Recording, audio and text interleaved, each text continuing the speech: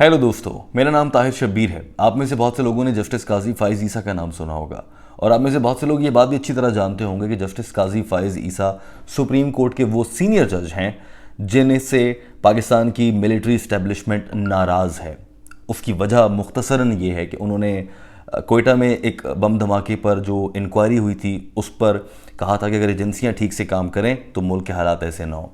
जब खादिम हुसैन रिजवी के कारकुनों ने इस फैज़ाबाद में धरना देते हुए नोट बांटे थे तो उस मौके पर काजी फ़ाइज़ ईसा ने अपने एक अदालती फ़ैसले में ये लिखा था कि अगर यूनिफॉर्म पहना हुआ शख्स आकर सड़कों पर ऐसे एक सियासी जमात के कारकुनों में नोट बांटेगा तो फिर मामलात अनबैलेंस होंगे। वजारत दिफा को हुक्म देता हूँ कि वो इस मामले पर ISI और रेंजर से पूछे कि कैसे आपने जाके सियासतदानों में पैसे बांटे हैं। तो ये दो वो बातें हैं बुनियादी। इसके अलावा भी काफ़ी वजूहात हैं जिसकी वजह से पाकिस्तान की मिलिट्री इस्टेब्लिशमेंट को जस्टिस काजी फ़ाइज़ ईसा से एक ज़बरदस्त किस्म की खार है, झगड़ा है उनके बीच।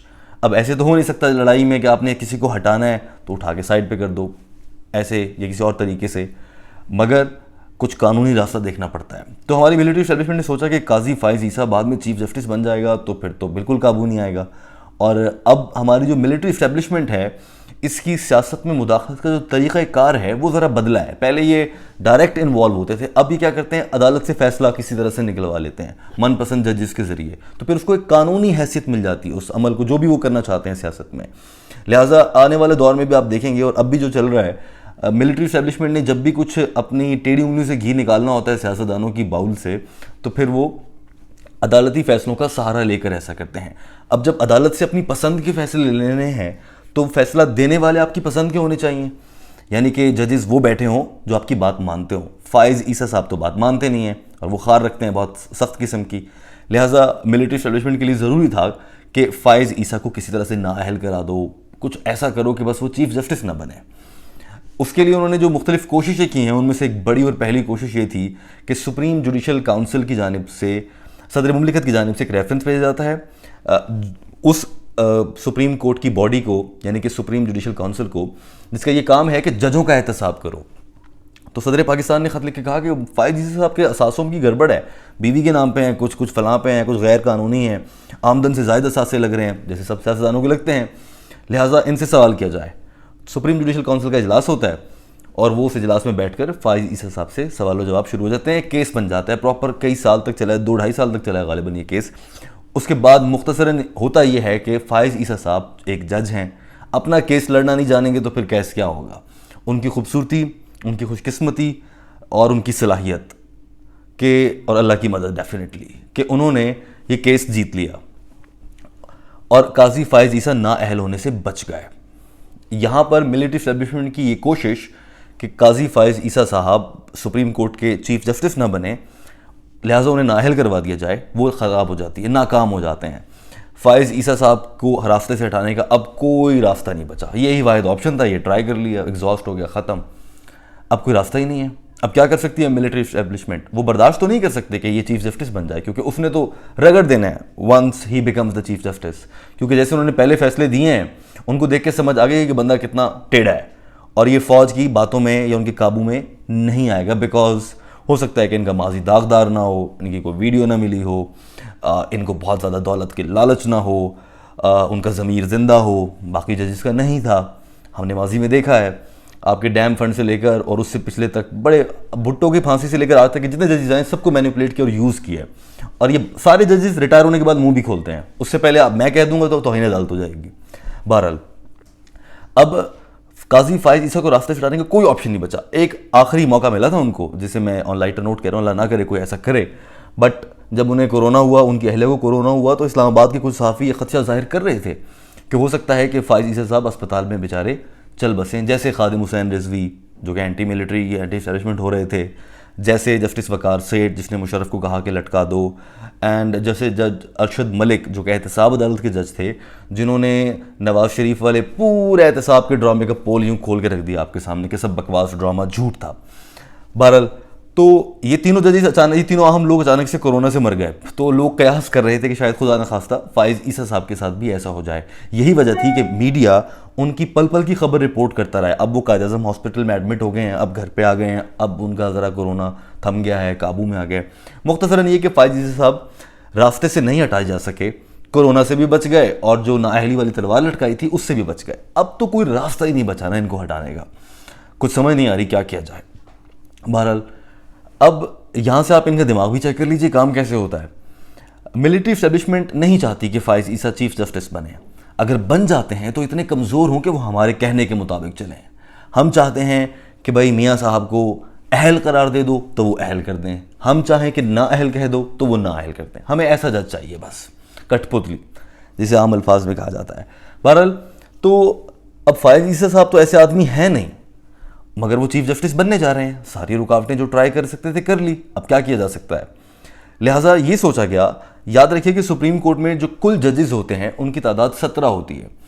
लिहाजा ये सोचा गया कि क्यों ना सारे जजेस ऐसे आए जो मैनेजेबल हों, हमारी बात मानने वाले हों। जो नए आने वाले जजेस हैं, अब हम उन जजेस को लाते हैं जो हमारी बात मान सके, और जो पहले से सुप्रीम कोर्ट में मौजूद हैं, जो कि मुख्तलिफ बेंचेस का हिस्सा होंगे मुस्तकबिल की समातों में, उनको हम उनमें से आइडेंटिफाई कर लेते हैं कौन हमारे हक में है, कौन हमारे खिलाफ है।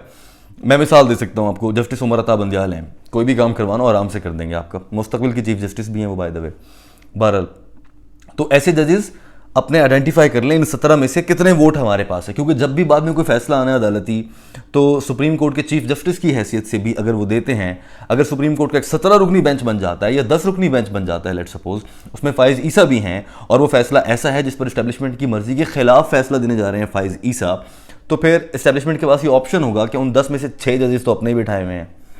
वो हैं जो मैनेजेबल हैं, जिनको हम जैसे उनकी डोरें खींचना चाहें खींच सकते हैं, जिनको हम कहें कि फैसले में लिखो दिन का वक्त था तो दिन लिखेंगे, आप रात बोल दो तो रात लिख देंगे।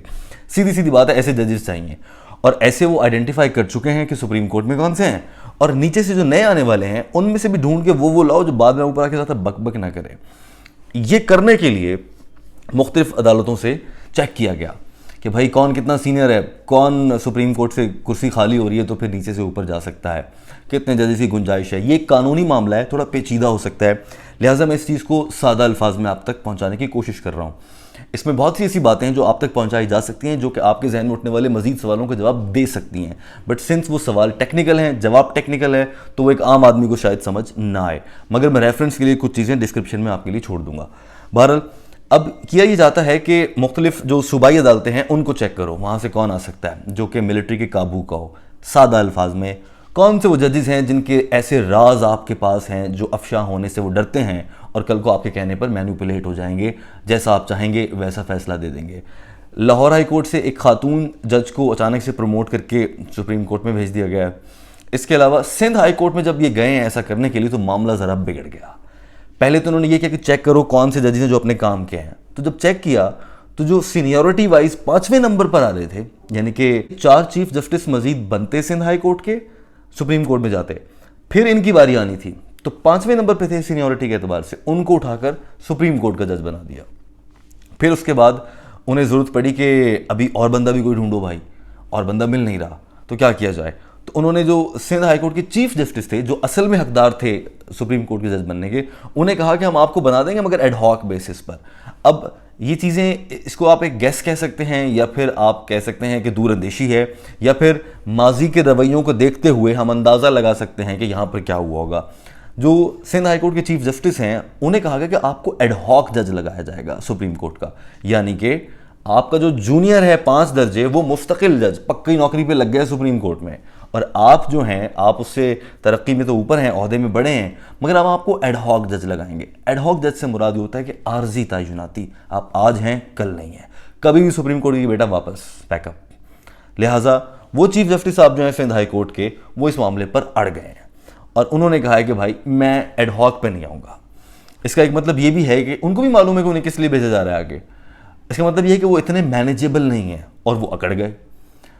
इसी वजह से ये पूरा भांडा भी फूट गया कि हुआ क्या, क्योंकि जब एक दिन ये खबर आती है कि सुप्रीम कोर्ट में सिंध हाई कोर्ट के चीफ जस्टिस को सुप्रीम कोर्ट का सीनियर जज बनाने की तकरीब हल्फ बर्दारी रखी गई है और जज साहब आते ही नहीं है। जब आप तहकीक करें तो मालूम होता है कि जज साहब ने 3 दफ़ा खत लिख के सदर पाकिस्तान को बताया कि भाई मैं नहीं आ रहा, मैंने हल्फ नहीं उठाना एडहॉक बेसिस पर, क्योंकि मकासद कुछ और हैं पीछे। तो दोस्तों, अब इस पूरे वाक़े की वजह से भांडा फूट चुका है कि प्लानिंग क्या चल रही है कि कैसे फाइज ईसा साहब को जज बनने से तो हम रोक नहीं पाए, मगर वो जज बन भी जाएं, चीफ जस्टिस बन भी जाएं, फिर भी वो अब जिस तरह से इस्टेब्लिशमेंट को उनकी गलत चीज़ों पर उनको टोक रहे थे, उनको वो वैसे ना टोक पाएं। ये करने की खातिर ये पूरी कहानी तैयार है, और अब देखते हैं कि इस पर अमल किस हद तक हो पाता है और इसके असरात भी क्या हो सकते हैं। मगर अब जब से ये सिंध हाई कोर्ट के चीफ जस्टिस ने इनकार किया है, उसके बाद से लग रहा है कि मामला ज़रा तूल पकड़ सकता है। लेकिन दोस्तों, इस पूरी बात में अब बहुत से आप में से ऐसे देखने वाले होंगे जो कहेंगे ये भाई गद्दार है, ये अदलिया की तौहीन कर रहा है, ये पाकिस्तान की फ़ौज से नफ़रत फैला रहा है, ये कौमी सलामती के ख़िलाफ़ है।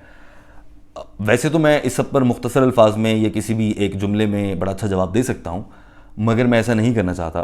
फ़िलहाल आपको ये समझना होगा कि जब तक कोई चीज़ आइन और कानून के मुताबिक नहीं चलेगी तो आपका ये मुल्क ऐसे ही पिसता रहेगा, ऐसे ही हम लोग गरीबों की तरह या हम मुश्किल हालात में जीते रहेंगे जब तक मुल्क आइन के मुताबिक नहीं चलेगा। अगर आपने नहीं चलाना आइन के मुताबिक, उसको फाड़ के फेंक दो। दिन रात ये मत कहो कि आइन और कानून में ये नहीं हो सकता। आप अभी अपने बच्चे का शनाख्ती कार्ड बनवाने जाएं, उसकी उम्र अगर 2 दिन कम है गलती से या कुछ चंद सेकंड कम है, शनाख्ती कार्ड वाला बोलेगा भाई मैं नहीं बना सकता। अभी ये 17 साल 364 दिन 1 महीना 1 दिन और इतने घंटे का है, 23 घंटे का है, 24 घंटे के बाद होगा तो बनेगा। यार ऐसे नहीं बन सकता। क्यों? कानून है। तो आपके लिए कानून इतना सख्त अप्लाई होता है, और जब किसी एक सिगार पीते जर्नैल का या किसी भी इंसान का मूड बने कि भाई मैंने मुल्क को यूं चलाना है और मुझे ऐसा जज चाहिए, तो उसको कहीं से कानून को उखाड़ पिखाड़, कानून तोड़ फोड़ करके लाकर फेंक देंगे। ये ले सर, ले आए, पेश कर दिया आपके लिए। जब इस तरह से आप मुल्क चलाएंगे दोस्तों, तो ये हाल जो आज हुआ है इसी वजह से हुआ है। बहरहाल, अगर आपको ये बताने की खातिर कि तुम्हारा ये हाल क्यों हुआ है, मैं गद्दार हूं, तो फिर मुझे फख्र है। Thank you very much.